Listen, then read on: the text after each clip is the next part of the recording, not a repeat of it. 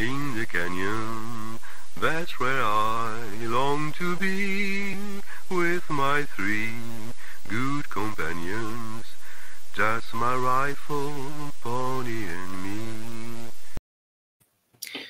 Bonjour à toutes et à tous, ou bonsoir, ça dépend de l'heure à laquelle vous allez découvrir cette nouvelle émission. Aujourd'hui, c'est une émission vraiment très spéciale. Je pense qu'à un moment ou à un autre, il fallait en parler chez Microciné. Microciné, je vous rappelle, c'est quand même une revue de cinéma, enfin, qui se veut de cinéma et qui est composée uniquement de conversations, d'entretiens. Et je crois, à mon avis, que n'importe qui, à un moment ou à un autre, fait de la critique de cinéma, doit connaître, passer, lire un auteur particulier, important, fondamental qui est Hervé Bazin. André Bazin, voilà. Je commence déjà à faire ma première faute. C'est terrible. Je crois que c'est la première fois, enfin la deuxième fois dans ma vie que je dis Hervé Bazin en parlant d'André Bazin. La première fois, c'était hors caméra avec vous, il y a 2 minutes. Et pour cela, Vous m'appelez André Joubert. Je vais vous appeler André Joubert. Alors, il faut savoir en fait qu'en 2018, il s'est passé un truc très important. Ont été édités, je pense, l'intégrale des articles signés André Bazin chez Macula, édité chez Macula, plus de 3000 papiers, 3000 textes, 3000 articles, ça doit être des mensuels, des hebdomadaires, mais aussi des choses qu'on ne savait pas, qu'on ne connaissait pas. Et la personne qui a dirigé, je crois qu'il y a eu 25 années de recherche, si je ne me trompe pas à peu près. Voilà, et qui a dirigé tout cela, c'est vous, c'est-à-dire Hervé Joubert-Laurencin. J'ai contacté Hervé Joubert-Laurencin, qui est, entre parenthèses, quand même, faut la citer, professeur d'esthétique et d'histoire du cinéma à l'Université Paris-Nanterre. Et je vous ai contacté afin de tout simplement de parler d'André Bazin, de ce qu'il a représenté, de ce qu'il représente. Aujourd'hui, si je vous disais hors caméra, on dit le bourgeois gentilhomme Jourdain fait de la prose sans le savoir. Est-ce qu'aujourd'hui, on fait du Bazin sans le savoir? Et pour moi, c'était important et évident de parler d'André Bazin sur Microciné. Vous avez accepté très gentiment et je vous en suis reconnaissant. Merci. Comment allez-vous? Ça va bien. Bon, ça va bien. Alors, on va commencer. La première question que j'aimerais vous poser, c'est tout simplement, il y en a qui ne savent pas, qui ne connaissent pas peut-être qui regardent cette chaîne et qui ne savent pas qui est André Bazin.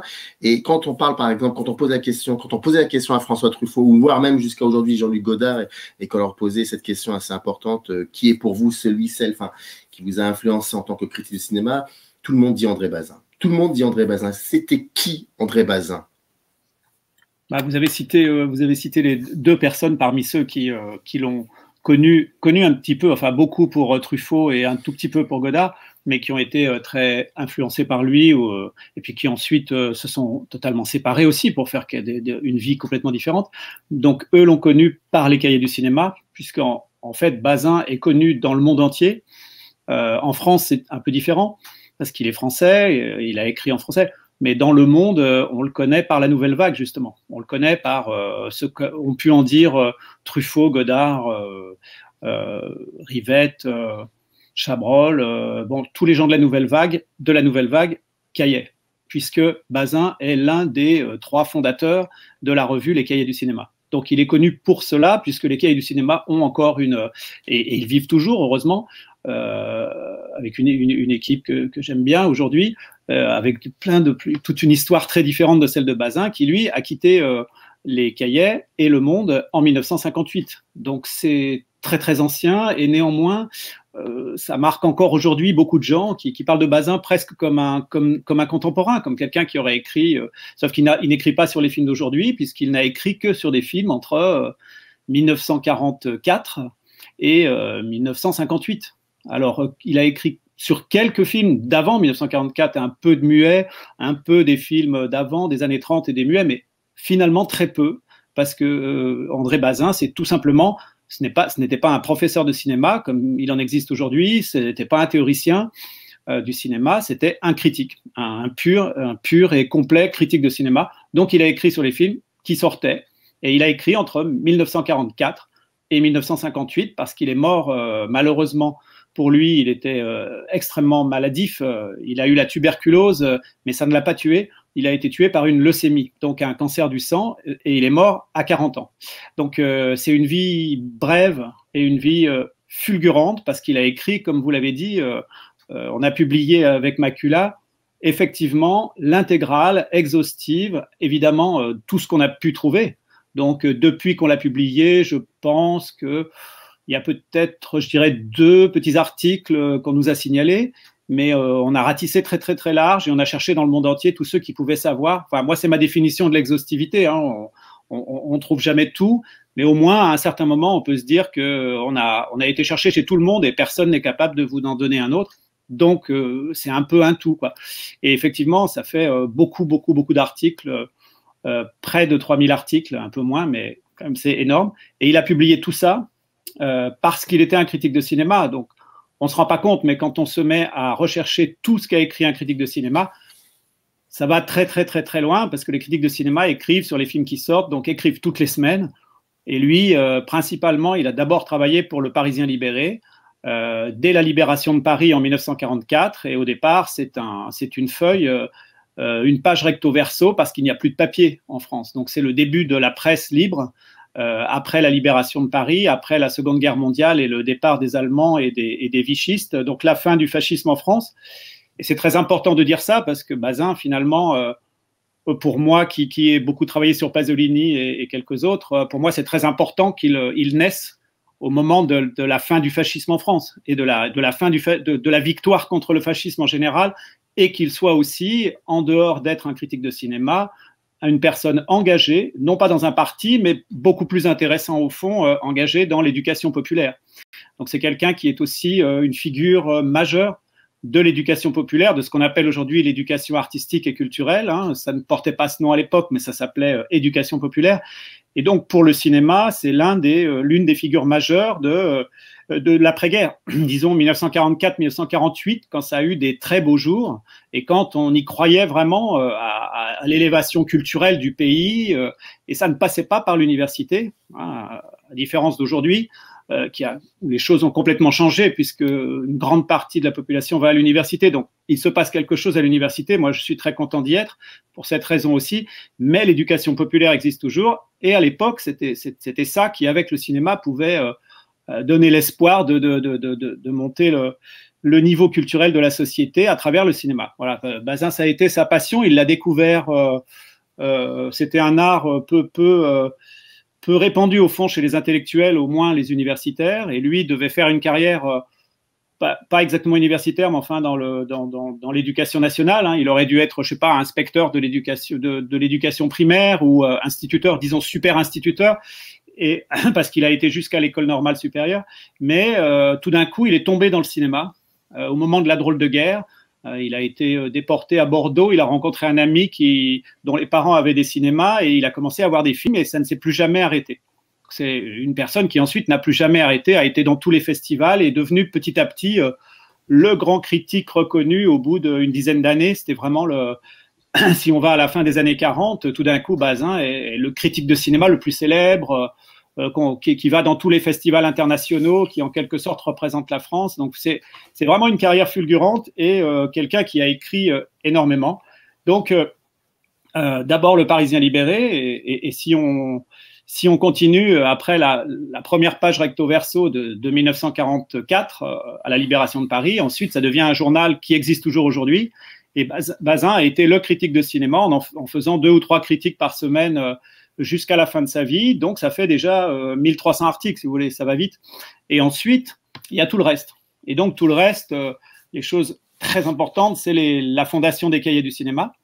Donc il y a quand même pas mal d'articles dans les Cahiers du cinéma jusqu'à sa mort en 58, mais surtout il y a une espèce de tutorat, quoi. C'est-à-dire c'est pas forcément le plus génial, on l'aime ou on l'aime pas, c'est pas le problème, mais il a représenté une sorte de paternité pour tous ceux qui ensuite sont venus et qui étaient jeunes et qu'ils ont accueillis, et qui sont miraculeusement devenus de grands cinéastes, des cinéastes mondialement connus, d'où la reconnaissance aussi de cette revue Les Cahiers du cinéma, et d'où la reconnaissance de Bazin qui l'accompagne.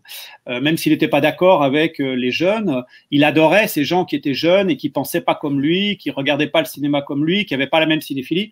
Et par exemple, il a tout à fait, c'était un polémiste, il a tout à fait polémiqué contre le principe de ce qu'on appelle la politique des auteurs, qui pour lui n'était pas du tout une théorie, n'était pas très brillante, n'était pas très argumenté. Bon, ça, c'est très marrant de retrouver les textes et de s'apercevoir que Bazin, qui en général est assimilé à la politique des auteurs, était tout à fait contre. Il a écrit 3 articles qui sont presque des pamphlets et qui expliquent que ça ne marche pas. C'est pas comme ça qu'on peut s'intéresser à des auteurs, etc. Et pardonnez-moi de vous interrompre, c'était des articles qui avaient été édités dans les cahiers du cinéma? Oui, ceux-là, on les connaissait dans les cahiers. Ouais, c'est principalement les cahiers. Donc, ces articles-là, on les connaissait un petit peu plus. Hein. Donc, les écrits complets publiés chez Macula, et ils ont fait découvrir, je crois, et ils continuent à faire découvrir parce que moi, j'ai bien 1 ou 2 amis qui sont des maniaques et qui ont lu, qui m'ont juré qu'ils ont lu intégralement tout de la première page à la dernière page. Mais il faut beaucoup de temps. Hein. Vous avez dit que j'ai passé longtemps, mais bon, je sais plus d'ailleurs si c'est 20 ans ou 25 ans, mais j'ai passé une grande partie de ma vie à recueillir les articles tout en faisant autre chose, hein, parce qu'au départ, il n'y avait pas vraiment moyen de les publier. Puis un jour, ça a marché et puis j'ai trouvé cet éditeur merveilleux, Macula, qui a été capable de faire le travail, quoi, c'est-à-dire d'organiser le travail à plusieurs et qu'on arrive à faire ce livre qui est un livre monstrueux. Voilà, moi je dis... Quand je raconte ce qu'on a fait, je dis qu'on a tous failli mourir, quoi. On est des survivants parce que c'est plus de 15 millions de signes en 2 volumes, c'est-à-dire comme 15 très gros livres, voilà, dans un seul. Donc les index, les centaines de pages d'index et tout, ça a été un travail de fou. Et donc ouais, ça a pu se faire parce que mais c'était important. Mais dans la manière comment vous en parlez, et vous avez quand même utilisé le mot monstrueux, j'ai l'impression que c'était extrêmement capital pour vous de le faire. C'était important. C'était même beaucoup plus. Enfin, ça dépassait même l'objectif de publier des articles d'un critique de cinéma. J'ai l'impression c'est vraiment important pour vous. Ouais, vous avez raison. Ouais. Alors c'est important pour moi personnellement, mais ça n'a pas beaucoup d'importance. Disons que oui, c'est aussi important que Pasolini pour moi, par exemple. J'ai passé ma vie sur Pasolini, son œuvre de cinéma, mais aussi son œuvre littéraire et tout le reste. Bazin aussi. Hein, à un certain moment, Bazin, tantôt c'est Bazin, tantôt c'est Pasolini pour moi, et tantôt c'est le cinéma d'animation parce que j'ai fait ma thèse sur ce sujet-là, et du coup, ça m'a jamais quitté non plus. Mais oui, ce sont des sujets fondamentaux. Donc pour moi, parce que je sais pas, j'ai cette manière de travailler et de continuer le travail en tapant sur le même clou. Hein. Je crois que c'est ce que m'a appris Pasolini. On tape toujours sur le même clou et la maison tombe.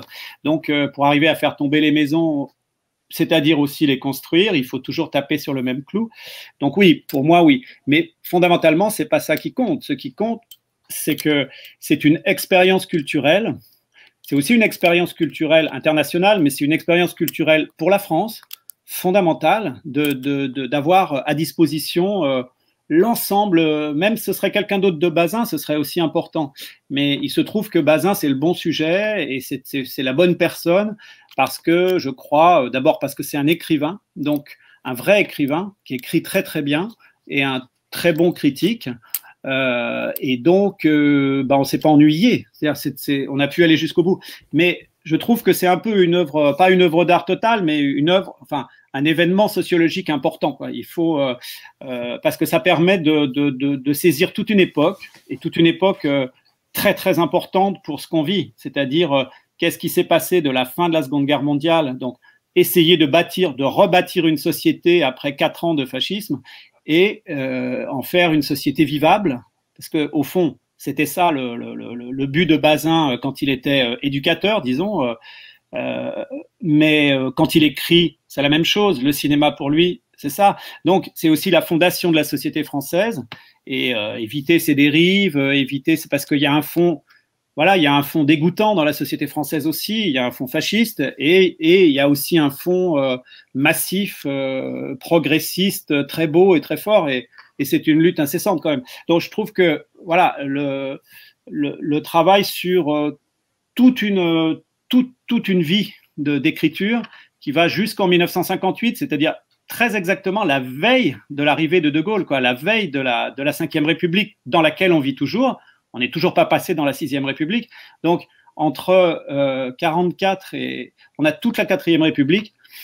C'est très, très important hein, parce qu'on a perdu tellement de choses aujourd'hui que c'est fondamental de voir comment on écrivait, comment on pensait, comment on réagissait devant des nouveautés, devant devant les œuvres d'art, devant l'étranger, devant et toute la pensée au fond, c'est quelque chose d'assez génial de penser qu'on arrive avec le cinéma à parler de tant de choses.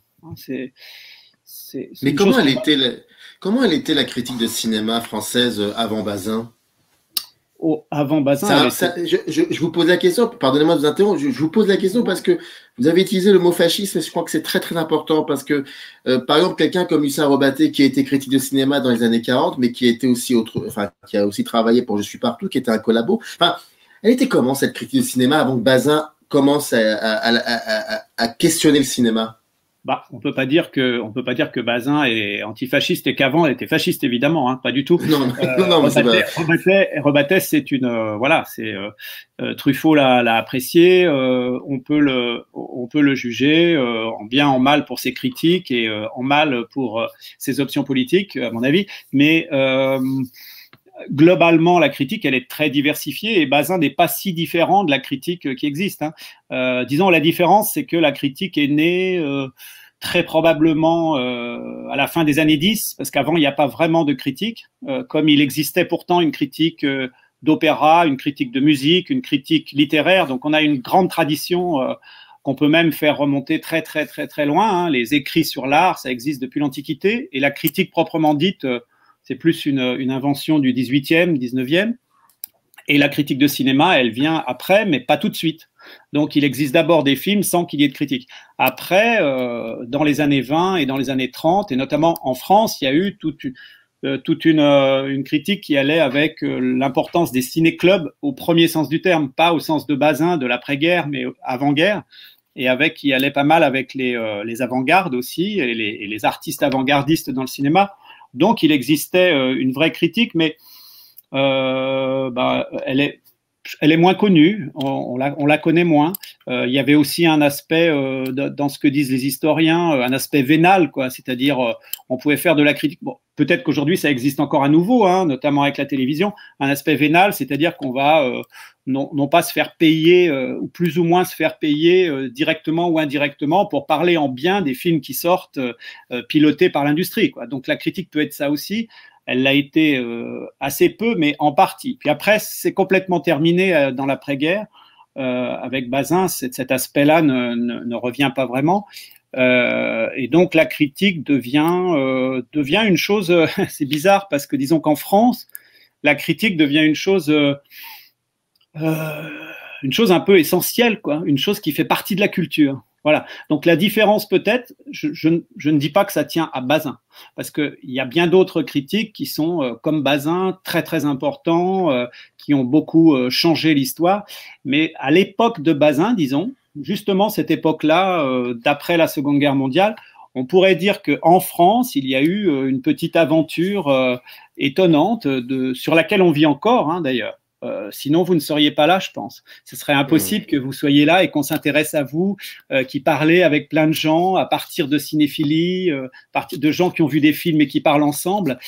C'est possible, ce que vous faites, parce que je crois, justement, après la Seconde Guerre mondiale et jusqu'aux années 60 et beaucoup dans les années 50 et 60, il y a eu une espèce d'importance culturelle donnée à la critique de cinéma énorme, qui allait avec la cinéphilie, avec le mouvement ciné-club au sens années 50.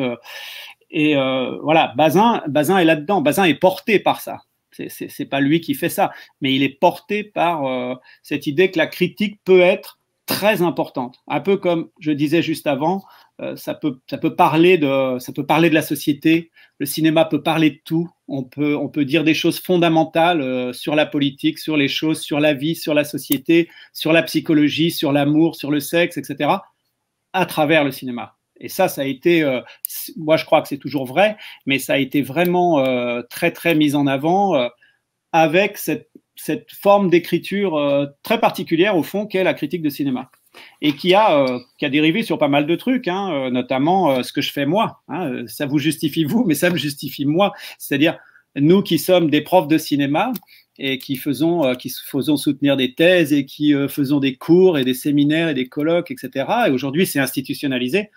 il y a évidemment une chose qui vient avant nous et qui était la critique. Il a fallu que se forme quelque chose avec l'écriture et surtout avec la pensée, entre la pensée et l'écriture, pour que ça soit possible. Voilà. Donc Bazin a été porté par cet événement, pas mal un événement français, hein. C'est évidemment international, mais c'est beaucoup un événement français. Ça a fait beaucoup, je crois, avec la Cinémathèque de Langlois et quelques autres expériences, ça a fait beaucoup pour que la France puisse être considérée un temps comme un peu un centre du monde de la pensée du cinéma, quoi. Ce qui n'est pas forcément encore le cas aujourd'hui, mais il y a une histoire comme ça avec ce pays et je dirais même avec cette langue, hein, parce que c'est porté par une langue au fond. C'est pour ça que Bazin, je disais qu'il est un écrivain et c'est fondamental. Il faut être un historien de l'art et si on est un écrivain, ça change tout. Voilà. Ben, c'est intéressant ce que vous dites parce qu'on va parler du... Bon, quand on lit par exemple les articles de François Truffaut qui sont extrêmement simples, mais longs et simples, mais en même temps très, très imagés, les articles de Godard, on voit déjà le rapport au montage. Ben, tout simplement, le style Bazin, c'était quoi le style Bazin? Comment Bazin questionnait un film? Quel était son style? Alors là, il faudrait que je reprenne en détail, parce que j'essaye d'expliquer ça en détail dans la préface, dans la longue préface des écrits complets. Et c'est assez précis, quoi. C'est-à-dire que d'abord, c'est un style un peu vieille France, hein, on pourrait dire. C'est-à-dire, c'est un style, d'un excellent français, quoi, avec des mots aujourd'hui que tous les élèves de premier cycle ne comprennent pas tout de suite. Et pourtant, c'est très paradoxal. Comme il faisait de l'éducation populaire, Bazin avait besoin que tout le monde le comprenne, tout le temps. Et comme il écrivait dans le Parisien libéré, qui était comme aujourd'hui vraiment un journal à gros tirage, très populaire, il fallait que ça soit totalement compréhensible. Donc c'est ça la force. Quand je dis que c'est vieille France et grand style, c'est pas du tout tarabiscoté. À la différence de Godard, par exemple. Godard, c'est pas un très grand écrivain, donc il fait de la rhétorique. À un certain moment, il emberlificote les choses et sa prose parfois est comme ça. Parfois, elle est géniale et parfois, c'est très emberlificoté avec beaucoup de références. Enfin, ça, c'est le côté nouvelle vague aussi que n'avait pas du tout Bazin, c'est-à-dire accumulation de références littéraires sur la peinture, de haute culture pour terroriser un peu son lecteur, comme on terrorise son spectateur. Bon, bah ça, c'est le contraire. C'est-à-dire que lui, au contraire, il faut que tout le monde comprenne, tout le monde puisse comprendre, mais il faut élever le niveau.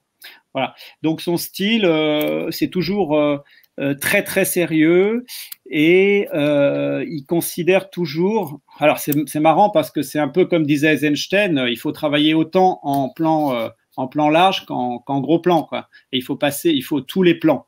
Donc, très étrangement, c'est un des premiers à faire de l'analyse très précise, je dirais presque microscopique, hein. Parfois, quand ça va très loin, Bazin va jusqu'à parler d'un plan qui aurait dû être fait autrement, d'un effet de raccord de montage, chose qui aujourd'hui, on a oublié, paraît très simple parce qu'on peut regarder ça sur un DVD, tandis que Bazin voyait les films dans une salle. Il n'avait aucun moyen d'en avoir une reproduction, donc de voir le film de près, et pourtant il va jusqu'à des choses très très précises.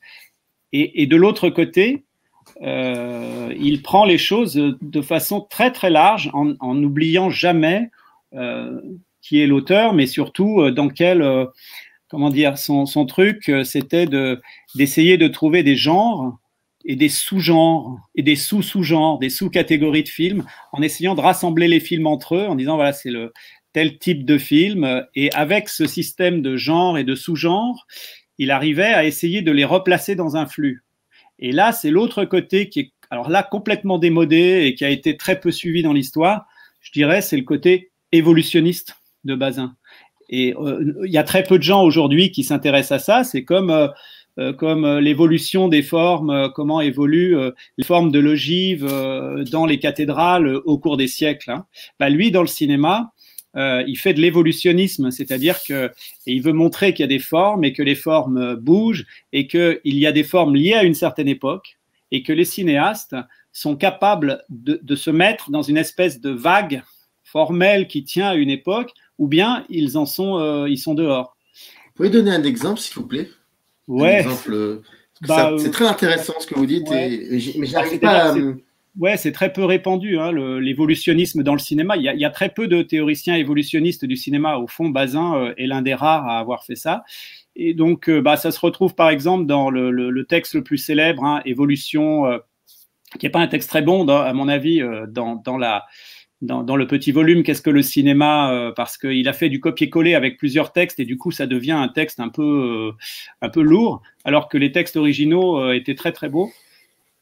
Et donc, je sais pas, il parle du classicisme, par exemple, du western classique, de la forme classique l'évolution du western, par exemple. L'évolution du western. D'accord, ok.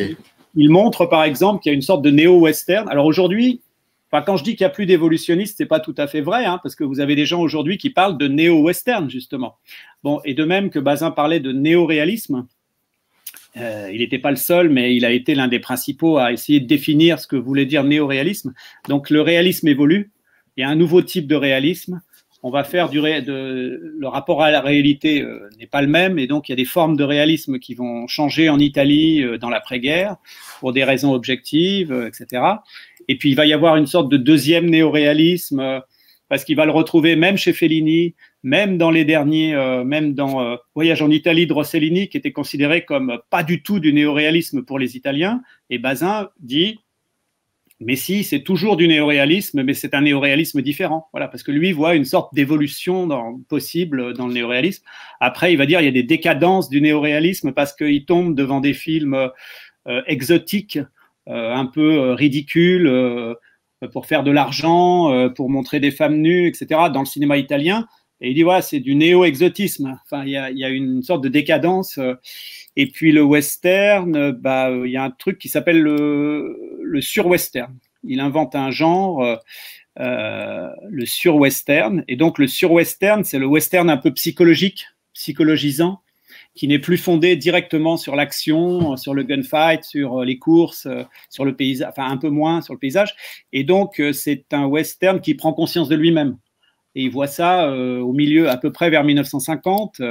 Et il y a toute une réflexion sur qu'est-ce que c'était le western avant. Y a-t-il encore des westerns comme avant? Tout le western va-t-il devenir du sur-western psychologisant ou pas, etc. Vous voyez, c'est ce genre de choses. Donc, ces critiques alternent entre le très large, qui va jusqu'à une sorte d'évolutionnisme de l'histoire du cinéma lié à l'histoire de la société, lié à la production, lié à l'importance des auteurs et de leur style et comment ça rebondit sur les autres, etc. Et puis, de l'autre côté, jusqu'à, je sais pas, voilà, montage interdit, par exemple, hein, le texte archi célèbre, mais qui est, à mon avis, l'objet d'une très mauvaise lecture, parce qu'après, on pense que Bazin est contre le montage, ce qui n'est pas le cas. Justement, dans ce texte, il fait une proposition de montage. C'est-à-dire, il vaudrait mieux monter comme ça que comme ça, parce que. Et là, carrément, il cite des morceaux de plan. Alors, évidemment, il se trompe, parce que il n'a pas il n'a pas de DVD sous la main. Il ne peut pas vérifier. Ouais. Donc, il se trompe. Mais franchement, ce n'est pas par folie d'amour de Bazin que je dis que ces erreurs sont formidables. c'est parce que dès nous, avec la capacité que nous avons, qui est plus facile hein, de voir exactement comment les plans sont, qu'est-ce qu'il a voulu dire, pourquoi il s'est trompé à cet endroit, ça fait toujours sens. C'est toujours passionnant. Voilà. Donc, mais en tout cas, il a essayé. Il a essayé de bâtir un style comme ça.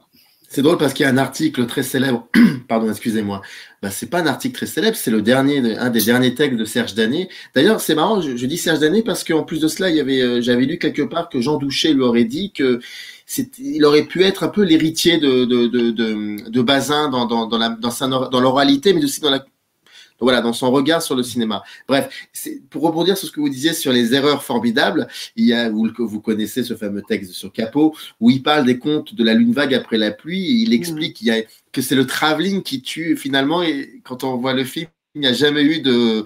Enfin, il l'a fait, il sait pas que il s'est pas trompé. Allez, on va être un peu de mauvaise foi entre critiques, mais on va dire qu'il avait vu autre chose. Bah voilà. oui, Mais c'est pas bien, mais c'est bien, c'est génial, bien je sûr. trouve aussi. Mais ça fait partie du cinéma. Ça fait partie du cinéma.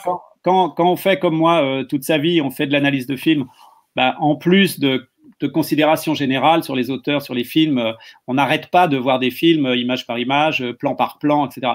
Bon, bah, à force, on a l'habitude, c'est-à-dire qu'un spectateur ne voit jamais exactement la même chose que son voisin. Et très régulièrement, il y a des choses qu'on oublie. Quand on discute d'un film en détail, il vaut mieux avoir le DVD et regarder 3 fois la chose jusqu'à ce que l'autre soit persuadé que oui, c'est bien, c'est bien. Bah, si on repart de Danet, Danet et Jean-Claude Biette discutaient justement de de la robe jaune, de je sais plus quel film, et puis ils discutaient aussi dans le dernier Fritz Lang, ils avaient inventé une réplique. Je crois que c'est la déesse lit dans les cœurs. Bah, dans le Fritz Lang, le diptyque, le diptyque indien, oui. Germano-hindou. Voilà, c'est ça. Et donc, ils avaient inventé entre eux, ils avaient retenu que on disait la déesse lit dans les cœurs. Et la déesse lit dans les cœurs, ils s'étaient aperçus que c'est eux qui l'avaient inventé. Il y a jamais eu ce dialogue dans le film, on n'entend jamais ça, mais ils se l'étaient représenté. Donc, on se représente tous des choses à côté. Et effectivement, moi, je suis tout à fait persuadé que lorsqu'on se trompe d'une petite chose dans un souvenir de film, évidemment, ça a du sens parce que c'est un souvenir. Et un souvenir, c'est quelque chose. Voilà. C'est-à-dire que le film n'est pas vu. Il n'y a pas que le film objectif. Le film, en fait, il n'est pas sur la bobine dans un bunker. Le film, il est dans la tête de ceux qui le voient. Et il y a beaucoup de gens qui le voient. Donc, le vrai film, c'est celui-ci. C'est celui qui est dans le souvenir de Pierre, Paul, Jacques. Et quand on les additionne en parlant, voilà, là, les films existent. Donc, il n'y a pas de faux et de vrai. C'est très, très drôle et j'en suis vraiment désolé, mais je ne peux pas ne pas vous raconter une petite parenthèse, mais c'est vrai que c'est une petite digression, je l'avoue, mais je la referme très, très vite. Mais j'avais écrit sur un film qui s'appelait Fidaï et qui racontait l'histoire d'un cinéaste, donc, qui fait ce film-là, qui filme son grand-oncle qui avait été Fidaï. Et Fidaï, c'était ceux qui étaient un peu pendant la guerre d'Algérie, pour le FLN, qui remplissait les salles besognes, on va dire ça comme ça, et son grand-oncle avait été Fidaï. Et donc, il va à sa rencontre pour voir d'où il vient, qu'est-ce qu'il a fait, tout cela. Et puis, un jour, il lui dit de venir avec lui en France pour lui faire rencontrer donc son neveu, donc le père du cinéaste. Et moi, quand j'écris mon papier, je dis « Et ce magnifique plan où sont réunis 3 générations, le père, le grand-oncle et le fils qui est aussi cinéaste ». Je le dis aussi à la radio, j'avais une émission de radio. Et puis 1 an après, je revois le film et je m'aperçois que ce plan n'existe pas. Et j'en parle avec ce cinéaste qui me dit « Écoute, toi, tu l'as tellement rêvé que je ne pouvais pas te contredire. » Et je trouvais ça très beau de sa part. C'est complètement juste. Mais l'histoire est très belle en plus parce que c'est une histoire de filiation. C'est ça. Je pense que j'avais… Ça veut dire que c'est vous le 4e dans l'affaire. Dans l'affaire, c'est moi le 4e. C'est vous le 3e ou c'est vous le 3e au milieu des deux. Enfin, il y a une filiation entre. Il y a quelque chose de très fort. Par rapport à la transmission, vous allez peut-être me contredire, je ne sais pas. Voilà, c'est une histoire de ciné-fils, comme disait Danet. Comme disait Danet, voilà. Mais c'est exactement ça, je suis entièrement d'accord avec vous. Mais pour revenir à la transmission, si je me trompe pas, je ne me souviens pas d'avoir lu quelque part que François Truffaut ou que Godard avait participé à éduquer entre parenthèses, enfin à aller dans des usines pour montrer des films à des ouvriers. Bazin le faisait. Est-ce que je trouve que c'est extraordinaire. Enfin, il y a quelque chose de très très fort et en même temps qui est assez logique et cohérent avec le métier de critique de cinéma. Ah bah oui, complètement. Bah, ça se fait aussi si on n'est pas dans une époque ou si on est à l'époque, j'entends bien, pas maintenant. Si on n'est pas dans une époque où ça se fait, il y a d'autres manières. Le critique de cinéma, il va faire parfois des stages, des cours. Il va dans parfois il peut être enseignant, il peut aller dans des festivals. Donc en fait, c'est la parole qui circule autour des films. Et l'émission aussi, elle est importante, votre émission, pour ça aussi, c'est que ça fait partie des films, ça fait partie du cinéma. S'il n'y a pas ça, le cinéma n'existe plus, c'est tout. On dit même en marketing, on dit que le bouche à oreille est très important. Ben évidemment, le bouche à oreille est important parce que le film n'est que dans le bouche à oreille. Les films n'existent vraiment que quand on parle d'eux. Donc effectivement, Bazin, qui est considéré comme, l'histoire le retient comme catholique, n'était pas si marqué par le catholicisme que ça. Hein. Ce serait long à expliquer, mais par exemple, dans ce moment assez court, hein, mais de quelques années, où il y a vraiment du militantisme, il est presque ouvriériste, hein, c'est-à-dire qu'il travaille avec Travail et Culture, qui est une organisation chapeautée par proche du PCF et de la CGT. Donc il va dans les usines accueilli par des militants CGT, pas par des militants catholiques, par exemple. Même si évidemment il a une formation catholique, il a des quand il écrit, il peut y avoir des références catholiques, mais jamais très proche de ce qu'écrivent les catholiques sur le cinéma à la même époque. C'est-à-dire que je trouve très laïque, parce qu'il a été formé dans des écoles normales, qui étaient des écoles anticléricales, terriblement laïques à la française, laïcardes. Et donc, Bazin n'est pas devenu laïcard parce qu'il avait un fond catho, justement, mais du coup, il n'est pas resté catho au sens intégriste, au sens ancien ou même au sens académique du terme. Donc, il est un drôle de mixte très français, comme ça, entre les deux. Et c'est assez intéressant pour ça. Hein. C'est-à-dire qu'il y a des gens qui ont écrit sur le cinéma. Il y avait presque une bagarre, même à l'époque de Bazin, entre les gens de gauche et les catholiques sur l'appropriation des spectateurs de cinéma et des ciné-clubs. Ben, lui n'est pas exactement... on ne peut pas le mettre dans un endroit précis, quoi. C'est assez fort de sa part. Enfin, c'est assez intéressant. L'histoire l'a fabriqué comme ça, et c'est aussi ce qui est intéressant et qui fait aussi la possibilité des écrits complets. C'est-à-dire les écrits complets sont encore lisibles aujourd'hui, précisément parce qu'ils ne sont pas complètement pris dans leur... Ils sont tellement contemporains, mais aussi tellement... ouvert à ce qui s'écrit à l'époque, on comprend encore quelque chose. Ils nous parlent encore, quoi. Ils veulent encore dire quelque chose. Et puis par ailleurs, c'est quelqu'un qui a eu des idées, énormément d'idées sur les films. C'était pas seulement des jugements de goût, quoi. Il y a vraiment des analyses très fortes, très variées, ce qui fait que on s'y intéresse encore. Encore deux questions. La première, bon, il est mort en 58, il est mort même, je pense, si je me souviens bien, le jour même, ou le premier jour du tournage des 400 coups de Truffaut. Ouais. Et donc c'est ça. Donc Truffaut devait être assez mal le deuxième jour, parce qu'il avait passé la nuit à veiller Bazin et à voir mourir Bazin.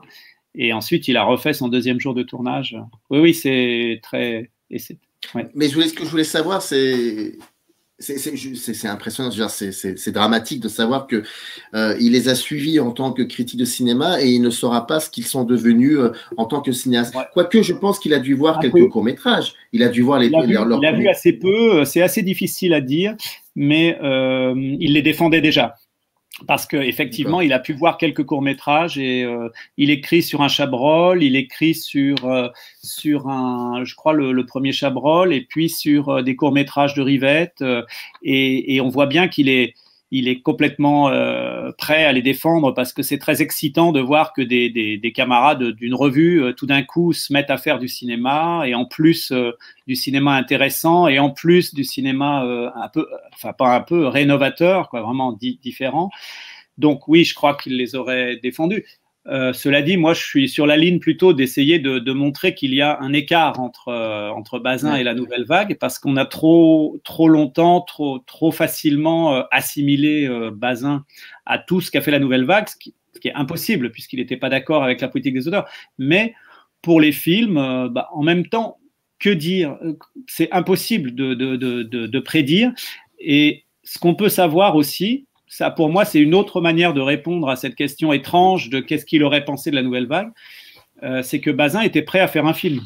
Ça, c'est quand même une grosse découverte aussi pour moi, jusqu'au point même où, avec ma compagne, on a réalisé un film sur le projet de film de Bazin, tellement c'est un truc qui nous a frappé, quoi.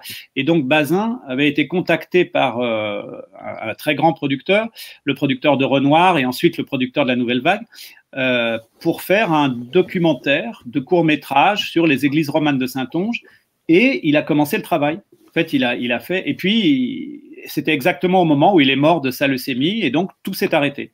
Et le scénario a été publié dans les cahiers, mais sans explication après sa mort, dans un numéro d'hommage, mais c'est tout. Et donc, depuis, moi, j'ai retrouvé donc des photos de tournage, pas de tournage, mais de repérage, et le film n'a jamais été tourné. Mais ça veut dire que il était prêt, c'était déjà parti, quoi. Il aurait fait un court-métrage de type documentaire. Et moi, je dirais qu'il n'était pas exactement dans la ligne, pas du tout même dans la ligne des courts-métrages de la Nouvelle Vague, qui sont des exercices un peu de sale gamin, quoi. Au bon sens du terme. Hein, tous les courts-métrages qui essayent de mettre le pied à l'étrier de Rivette, de Chabrol, de Godard, de Truffaut. Lui, il fait pas du tout ça. Il est plutôt comme Jacques Demy, les premiers documentaires de Jacques Demy, ou surtout son ami Resnais. Parce qu'en fait, il a connu Alain Resnais très tôt, pendant l'occupation, justement. Resnais lui a montré pour la première fois des films c'est Resnais qui a montré à Bazin, alors que Bazin était encore étudiant, des films américains qui étaient interdits en France, des films de Chaplin qu'il montrait dans un ciné-club interdit. Et donc, il a fait une partie de la culture de Bazin, enfin la toute première culture de Bazin. C'est une chose quand même très passionnante. Et ensuite, Bazin a très bien compris les films de Resnais, il a écrit sur les films de Resnais, ceux qu'il a vus, il a écrit, voilà. Et donc, quelque part, il est un peu plutôt du côté de ce groupe-là, qui n'est pas exactement la même Nouvelle Vague, hein, qui est quand même une vague moderne française fondamentale, mais qui n'est pas la Nouvelle Vague Caillet. Donc peut-être que Bazin, on ne peut pas savoir, hein, mais en tout cas, il était peut-être parti dans cette ligne, qui est une ligne moderne, française, de la même époque, mais pas exactement celle de la Nouvelle Vague Caillet. Après, il les aurait défendus avec générosité, on peut en être certain, hein, mais pas par copinage. Il n'a jamais défendu personne par copinage. Donc, je ne sais pas. Bon, enfin, ça, c'est ça, après, oui, c'est effectivement ça. Est-ce que aujourd'hui, on peut voir l'influence de Bazin dans la critique de cinéma en France, selon vous? Bah, je sais pas, c'est très difficile. Je dis aujourd'hui, mais j'ai envie de dire peut-être après la mort de Bazin jusqu'à aujourd'hui, peut-être, on va dire ça comme ça. C'est plus simple. C'est plus simple, effectivement. Mais je sais pas non plus, parce que ça a été compliqué, parce que la généalogie, enfin la postérité de Bazin est très étrange, parce que il a été victime en quelque sorte d'une reconnaissance énorme, et puis aussi du scandale de sa mort à 40 ans quand même. Donc tout le monde le connaissait, il était au fait de sa reconnaissance, il écrivait dans tous les journaux. C'était quand même le critique de cinéma du Parisien Libéré, le critique de cinéma majeur des Cahiers du cinéma, le critique du Nouvel Observateur, le critique de Télérama. Tout ça réuni, vous mettez tout ça, aujourd'hui, vous prenez tous ceux qui sont à ces places-là, qui existent encore, et vous les mettez dans un seul individu. C'est quand même énorme. Donc, il avait une reconnaissance énorme, et puis tout d'un coup, il est mort au fait de sa gloire, avec en plus des bagarres entre les Cahiers du cinéma et Positif, les catholiques et les communistes, etc., etc. Et donc, Bazin a été un peu un punching ball. Donc, c'est pas très facile de savoir ce que les gens pensent vraiment de Bazin, ou quel est vraiment fondamentalement son apport, parce que les gens en parlent beaucoup d'abord, soit pour dire qu'il est génial, et que c'est le père des Cahiers du cinéma, soit pour dire que c'est un nul et que c'est un curé, et voilà. Et donc, c'est assez étrange. Après, ça s'est calmé. Et par exemple, les Cahiers du cinéma qui ont beaucoup changé sont devenus brusquement maoïstes, hein, comme vous le savez, après 68. Et là, Bazin était censé être à nouveau le punching ball, mais assez bizarrement censé représenter la pensée bourgeoise contre la pensée matérialiste, ce qui est quand même extraordinaire, parce qu'il était beaucoup plus d'une certaine manière ouvriériste ou à gauche que ses successeurs. Donc c'est vraiment étrange. Et puis après, ça a changé. Hein, par exemple, Danet, par exemple Bonitzer, sont des gens qui ont réécrit des livres dans les années 80, dans lesquels tout d'un coup, tout doucement, ils reparlaient de Bazin. Il reparlait de Bazin, je veux dire en bien, en étant sorti d'une critique idéologique politique un peu sommaire, sans beaucoup d'arguments au fond, plutôt des affirmations que des arguments. Et puis Bazin revenait avec l'importance de Bazin. Et puis après, ça n'a jamais cessé. Hein. Vous parliez tout à l'heure du rapport Bazin-Danet. Moi, je me rappelle avoir écrit pour un numéro anniversaire de Daney, justement un article dans Trafic sur la relation Bazin-Daney possible, qui est assez étrange au fond, mais qui est vraiment avérée. Hein. Il y a beaucoup, Daney a beaucoup parlé de Bazin au fond, et c'est très important chez lui. Et aujourd'hui, j'espère que les écrits complets changent un peu les choses. Hein. Moi, j'essaye de regarder vite fait et je vois qu'effectivement, Bazin remonte un peu, comme disait Pasolini, il remonte un peu à la bourse, quoi. Il y a un poème de Pasolini qui est vraiment génial et qui parle de la bourse des valeurs, quoi, en disant Mizoguchi est en hausse, c'est génial. Breyer est en baisse, etc. Et donc, je trouve que Bazin est un peu en hausse en ce moment. On a tendance à le citer parce que finalement, les écrits complets ont été recensés dans tous les journaux, donc j'en étais très, très heureux, quoi. Du coup, on a beaucoup parlé de Bazin, il y avait un centenaire, le centenaire de sa naissance. Et du coup, maintenant, on en parle un peu plus qu'avant, c'est vrai. Je suis assez heureux de ça. Et je pense de façon de plus en plus précise. Parce que je ne suis pas non plus très fier de mes camarades profs, ceux qui enseignent dans le cinéma, du lycée à l'université, de tout ce qu'ils ont fait sur Bazin pendant plusieurs décennies. Je trouve que c'est un peu sommaire, quoi. C'est-à-dire souvent Bazin est utilisé un peu comme pour simplifier, quoi. Par exemple, c'est celui qui est contre le montage, alors qu'il y a des gens qui sont pour le montage, lui serait contre le montage. Bon, je trouve que c'est très faux. Il y a plein de choses comme ça qui sont très très rapides. Donc je crois que c'est fini. Et ça c'est chouette. C'est-à-dire que maintenant, moi je suis très fier d'avoir fait les écrits complets parce que quand quelqu'un m'emmerde en me disant Bazin est ceci, Bazin est cela. Maintenant, je peux lui dire, non, il y a quand même tel article et quand même c'est disponible, quoi. Donc on peut le prouver, on peut se disputer, mais avec les arguments à l'appui, ce qui était très difficile. Hein. Il faut savoir que il y a, je sais pas, plus de 90% de choses qui n'étaient pas publiées depuis la mort de Bazin dans les écrits complets. C'est-à-dire, on connaissait Bazin qui avait déjà une réputation énorme sur à peu près 5 ou 7% de tout ce qu'il avait écrit. C'est incroyable. C'est très, très réducteur. Donc aujourd'hui, au moins, c'est chouette, on peut… on n'a pas le droit à l'erreur. On peut en parler en vrai, comme on dit aujourd'hui. Voilà, exactement. D'ailleurs, il faut savoir que dans le descriptif de cette émission, de cette vidéo, il y aura un lien qui renvoie directement à la page des éditions Macula pour celles et ceux qui voudraient se procurer ce monstrueux ouvrage. En tout cas, c'est quelque chose d'assez, je ne les ai pas chez moi, mais j'ai pu les parcourir chez un ami et c'est vrai que c'est assez fascinant et assez incroyable. Je vous en suis éternellement reconnaissant de m'avoir donné cette possibilité de parler d'André Bazin sur Micro 6. C'était en tout cas un plaisir et donc encore une fois de plus, merci beaucoup. Ouais. Je dois dire que faut que je dise que les éditions Macula sont des éditions géniales et qu'actuellement elles sont en train de préparer un livre énorme sur Pasolini qui autrefois est paru au Cahier du cinéma et qui maintenant va être 2 fois plus grand que celui de 1995 et qu'on va publier l'année des 100 ans de la naissance de Pasolini, c'est-à-dire en 2022. Donc on risque de parler de Pasolini l'année prochaine. Eh bien écoutez, on se dit à l'année prochaine alors, j'imagine. Ouais, avec plaisir. Avec plaisir. Agréable journée. Merci beaucoup en tout cas. Merci. Générique. Arrive in the canyon, that's where I long to be, with my 3 good companions, just my rifle.